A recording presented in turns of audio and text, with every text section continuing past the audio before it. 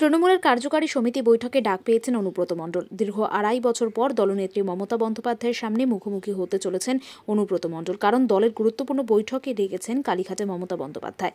সেই উদ্দেশ্যে আজ বোলপুর নিচুপট্টি বাড়ি থেকে কলকাতার উদ্দেশ্যে রওনা দেন বীরভূম জেলা তৃণমূলের সভাপতি অনুব্রত মণ্ডল। 2026 বিধানসভা নির্বাচনের সেই নির্বাচনের আগে দলকে চাঙ্গা করতে খুবই গুরুত্বপূর্ণ বৈঠক আজ। এখন দেখার বিষয় দলনেত্রী কি বার্তা দেন, সেদিকে তাকিয়ে রয়েছে রাজনৈতিক মহল।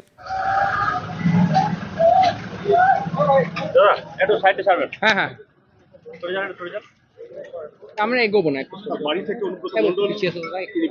মাথাটা কেটে যাচ্ছে। কলকাতায় আজ দাদা কিছু বলবেন?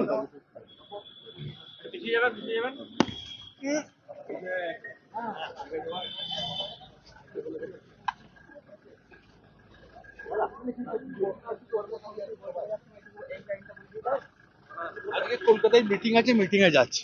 দাদা কেমন লাগছে 2 বছর পর আপনি দিদির সঙ্গে দেখা করবেন?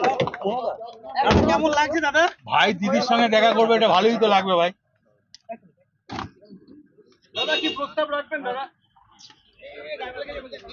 প্রস্তাব রাখবেন দাদা?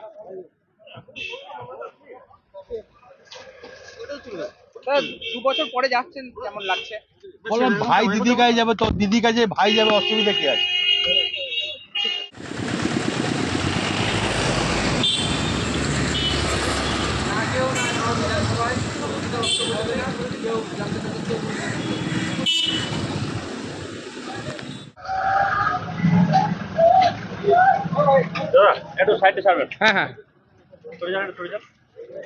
আমরা এগোবো না, বাড়ি থেকে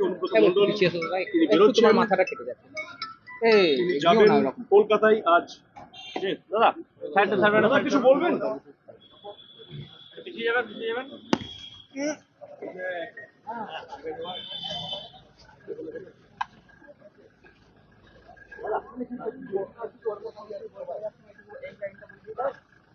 আজকে কলকাতায় মিটিং আছে, মিটিং এ যাচ্ছি। দাদা কেমন লাগছে 2 বছর পর আপনি দিদির সঙ্গে দেখা করবেন? কেমন লাগছে দাদা? ভাই দিদির সঙ্গে দেখা করবে, এটা ভালোই তো লাগবে ভাই। দাদা কি প্রস্তাব রাখবেন দাদা? প্রস্তাব রাখবেন দাদা?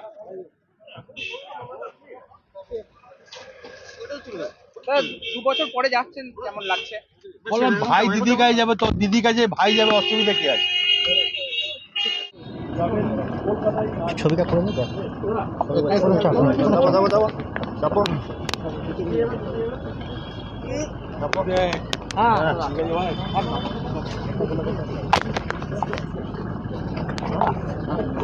কর্মসমিতির বৈঠকে যাচ্ছেন, এই লাইনটা বলে দিতে পারেন।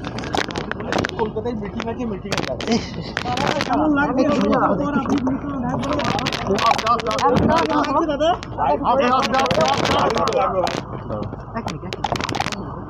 দাদা কি প্রস্তাব রাখবেন দাদা? এমন মনে